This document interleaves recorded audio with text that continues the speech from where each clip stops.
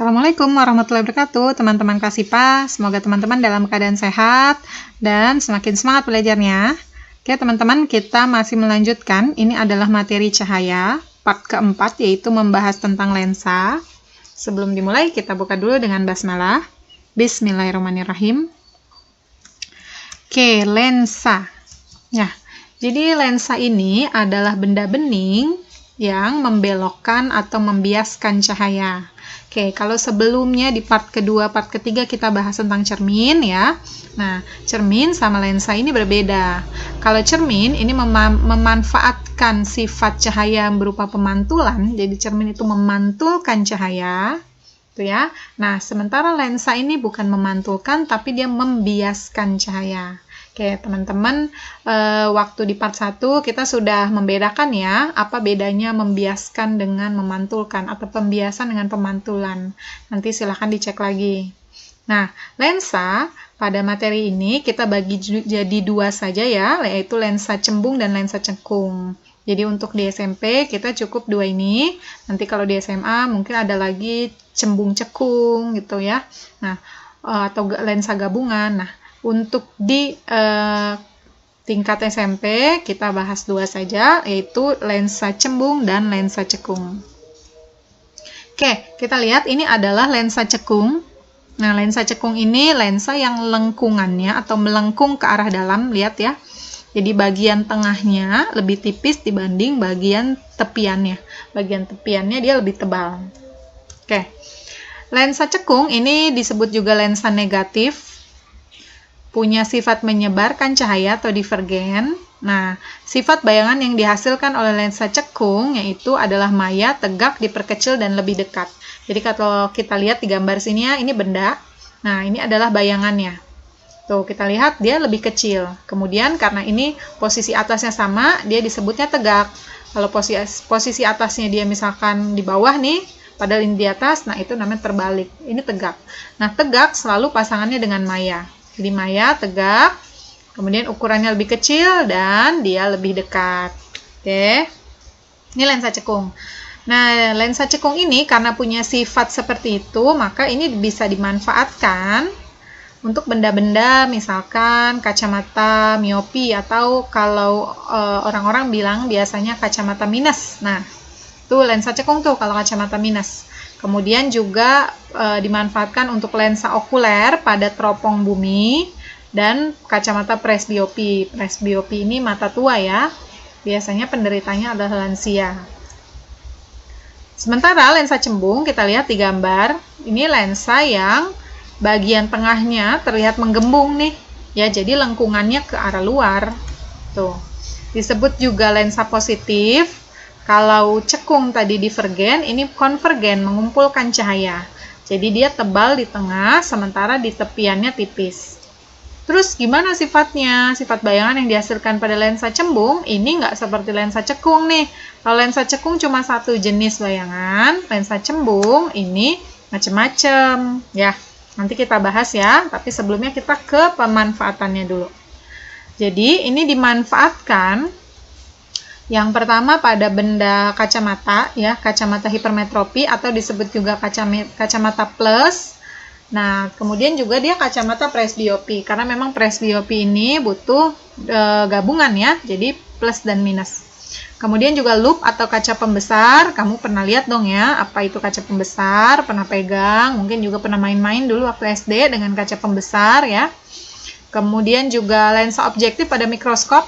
Kalau di mikroskop itu ada okuler dan objektifnya. Nah, lensa objektif itu yang ada di dekat objeknya atau bendanya. Kalau okuler itu yang berada di mata pengamat ya, yang nempel sama mata kita itu okuler. Lensa objektif yang nempelnya sama objek atau bendanya, yang dekat di meja preparatnya. Kemudian juga pada lensa kamera dan teleskop. Nah, ini bayangan pada lensa cembung. Tadi sempat disinggung ya, bayangan yang dihasilkan pada lensa cembung ini beragam tergantung di mana letak bendanya. Kalau sebelumnya kita sudah pernah bahas di cermin cekung. Nah, cermin cekung itu sempat diinformasikan pembentukan bayangan pada cermin cekung ini sama dengan pembentukan bayangan pada lensa cembung, ya. Jadi kita sambil review-review nih. karena memang sama kok. Nah, yang pertama, kalau bendanya ada di ruang 1, nah, teman-teman sambil ngerimain lagi, ruang 1 itu berada di antara cermin dengan jarak fokusnya. Ini ruang 1. Kemudian jika berada di antara jarak fokus dengan ini adalah kelengkungan cermin atau pusat kelengkungan cermin, atau disebut juga titik R boleh, ini namanya ruang 2. Di belakangnya ini disebutnya ruang 3. Nah, kalau bendanya di ruang 1 ya, dia ada di sini, maka bayangan yang terbentuk maya tegak dan diperbesar. Tuh ya. Kalau dia di titik F atau di jarak fokusnya, maka bayangannya menjadi tak hingga. Lalu kalau dia di ruang kedua, nah bayangannya jadi nyata. Nah, nyata pasangannya terbalik. Nah, ini juga sudah diinformasikan waktu di cermin ya. Kalau maya pasangannya selalu dengan tegak, nyata selalu dengan terbalik. Tuh, nyata terbalik kemudian diperbesar. Kalau tepat di titik R, ini titik R, ada yang menamakan titik R, ada yang menamakan titik M, ada juga titik P, ada juga seperti ini 2F ya. Karena memang dia adalah 2 kalinya jarak fokus. Nah, kalau tepat di sini si bendanya, maka sifat bayangan yang terbentuk nyata terbalik dan sama besar. Lalu kalau di belakangnya yaitu ruang 3, maka nyata terbalik, nah udah nggak sama besar nih, diperkecil. Jadi kalau kita lihat dari sini ya, dari depan, diperbesar, kemudian ini diperbesar, ini sama besar, artinya ukurannya mengecil nih. Makin ke sini makin kecil, jadi diperkecil. Tuh. Kalau bayangannya jauh tak hingga, maka dia akan terletak di titik fokus. Jadi kebalikannya yang ini ya. Oke? Kita cobain ke soal. Sebenarnya ini sama konsepnya dengan cermin ya. Jadi kita sambil rimain aja nih. Jadi ada benda terletak di depan lensa. Dia 15 cm berada di depan lensa. Artinya ini adalah jarak benda atau kita sebut SO. Teman-teman ingat lagi waktu di cermin, ini rumusnya sama dengan cermin. Pada posisi benda seperti gambar diperoleh bayangan nyata diperbesar 2 kali. Artinya ini perbesaran bayangannya ya, atau M-nya. Maka jarak fokus, oke, kita cari jarak fokusnya. Maka yang pertama kita cari tahu adalah, ini udah diketahui SO atau jarak benda, kemudian ini adalah perbesaran, maka dari perbesaran kita bisa ketemu jarak bayangan. Ya, dari rumus ini. Ingat-ingat lagi, lihat lagi pada materi cermin, ada rumus perbesaran bayangan S1 per S0 atau SI per SO sama aja boleh. Kamu boleh kasih simbol mau 1, mau 0. Ada juga yang ini di sini S2, di sini S1 boleh. Intinya di sini adalah jarak bayangan, yang ini jarak benda. Kita tinggal masukin angkanya, M-nya tadi 2, S1-nya kita cari 15. Masukin, maka SI atau S1-nya adalah 2 kali 15, 30 cm. Kalau udah ketemu SO sama SI, kita bisa cari jarak fokus pakai rumus yang ini ya. Maka 1 per F sama dengan 1 per SO tambah 1 per SI. Tinggal masukin aja nih angkanya. 1 per 15 tambah 1 per 30. Kita samain penyebutnya. Jadi 30, maka 2 tambah 1, 3 per 30. Berarti ini masih 1 per F. Maka F-nya kita balik ya. Jadi 30 bagi 3, 10 cm. Oke. Gampang kan? Oke, kita masuk ke contoh soal kedua.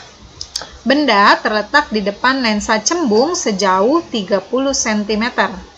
Terbentuk bayangan nyata dengan perbesaran 2 kali. Oke.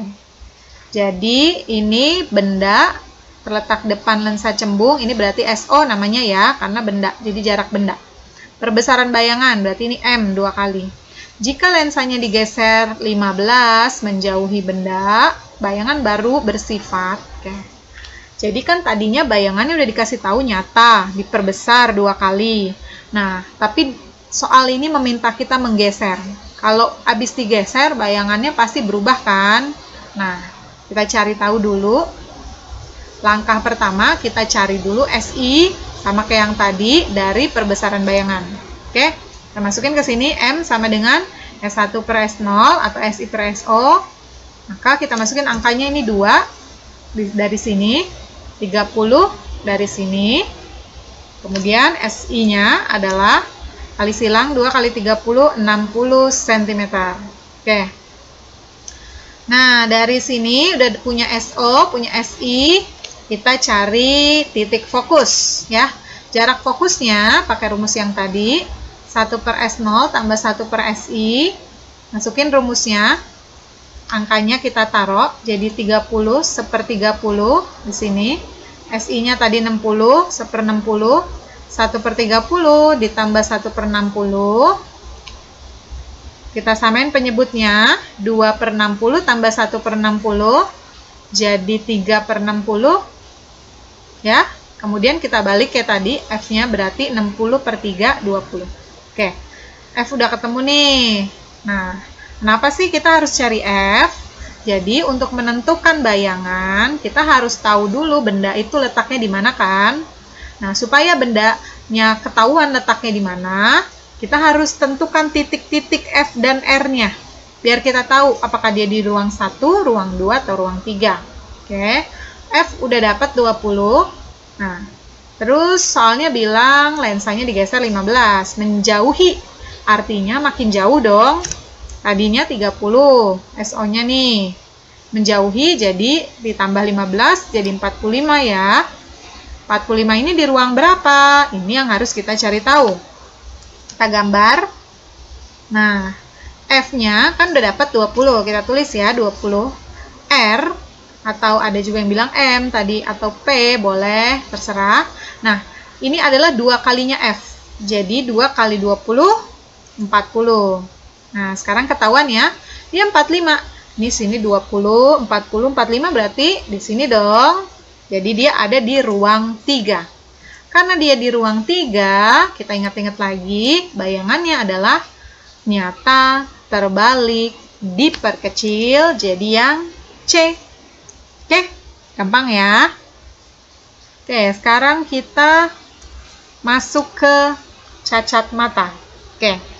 Jadi ini adalah kondisi mata, cacat mata itu kondisi mata yang tidak normal ya.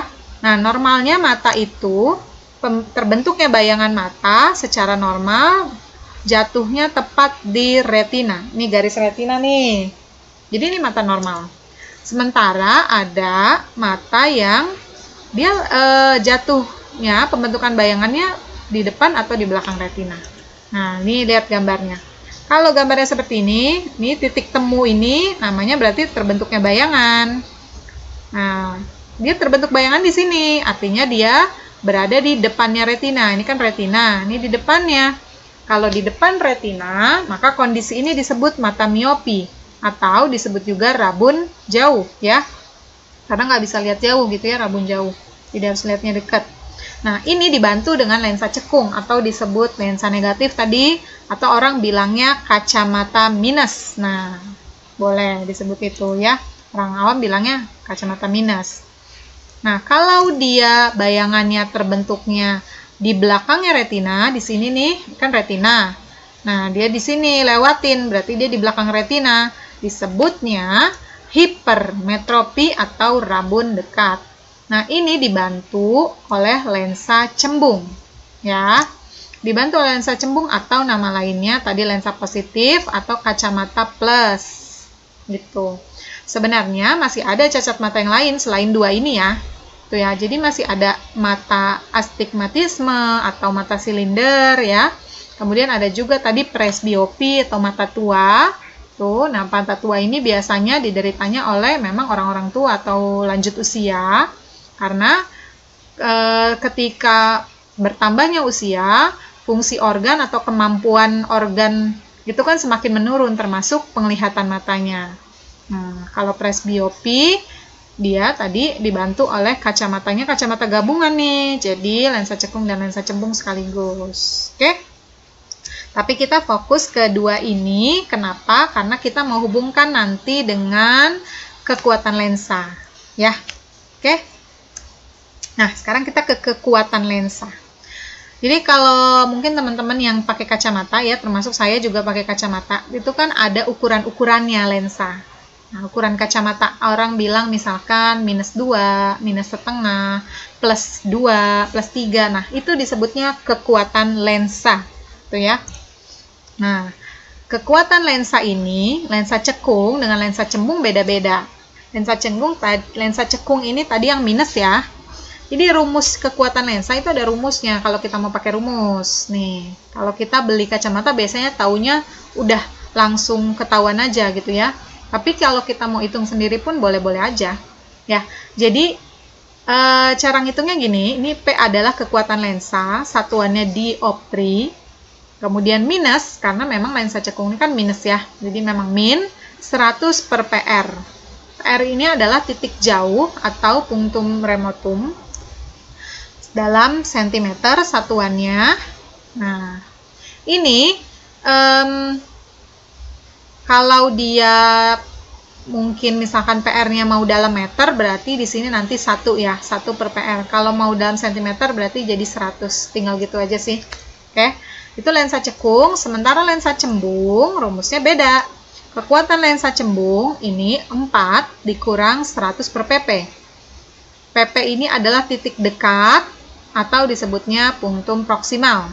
Nah, dari mana sih angka 4? Jadi angka 4 ini asalnya adalah 100 dibagi sama titik fokusnya atau jarak fokus. Nah, jarak fokus orang normal itu biasanya 25 cm. Makanya kalau secara umum bolehlah kita bikin 100 bagi 25 kan 4. Boleh kita langsung pakai rumus yang ini 4. Tapi kalau kadang di soal dia ngasih tahu jarak fokus si orang itu, maka kita harus pakai ya. Tuh, jadi nanti tergantung soalnya gimana. Karena kalau angkanya nggak 25, nanti nggak boleh kita pakai yang 4. Nanti beda lagi, jadi pakai yang ini. Oke? Sekarang kita cobain ya. Nah, ini seorang penderita hipermetropi dapat membaca dengan jelas jika memakai kacamata dengan lensa berkekuatan +2 dioptri. Hipermetropi, kacamatanya plus tadi ya, atau disebutnya lensa cembung. Jadi, karena ini kacamata plus atau lensa cembung, maka rumus yang kita pakai adalah rumus untuk lensa cembung. Jangan ketukar ya. Jika tidak memakai kacamata, maka jarak baca terdekat. Oke, jarak baca terdekat itu tadi kita lihat lagi, ini adalah titik dekat. Nih, di situ tadi bahasanya jarak baca terdekat. Sama aja ya, dia berarti yang dicari adalah si PP. P-nya tadi udah ketahuan +2. Kita pakai rumus yang ini ya. Di situ tidak diinformasikan titik fokus, jadi kita boleh pakai rumus yang ini. Oke, kita langsung aja. Jadi jarak baca atau titik dekatnya, ini PP yang ditanya. P-nya adalah +2 dioptri. Kita masukin ke rumus yang ini. Nah, 4 dikurang 1 per PP. Kenapa saya pakai 1 di sini nggak 100? Karena ternyata opsinya dalam meter nih. Kalau opsinya dalam meter, kita pakai 1 ya. Oke, kita langsung aja. Masukin angkanya, 4 pindah ruas ke sini kita kumpulin sama angka, karena dia pindah ruas jadi minus ya, maka minus 4 dengan 2 jadi min 2. 2 dikurang 4 kan min 2 ya. Ini min 1 per pp, sama-sama ada negatifnya boleh dicoret, jadi tinggal 2 sama dengan 1 per pp. Maka pp adalah 1 per 2 meter, yaitu 0,5 meter. Oke. Jadi nanti rumusnya kita pakai rumus yang mana tergantung dari soal itu dia hipermetropi atau miopi, atau kita lihat di kekuatan lensanya plus atau minus. Atau mau pakai rabun jauh rabun dekat juga boleh. Oke, teman-teman, sampai di situ dulu tentang lensa. Semoga bermanfaat. Jika yang lain selalu salah di mata kita, mungkin itu karena buramnya penglihatan kita. Jadi mulailah belajar untuk melihat segala sesuatunya dengan jernih. Kelas IPA, alhamdulillahirrabbilalamin. Mohon maaf apabila ada salah. Assalamualaikum warahmatullahi wabarakatuh.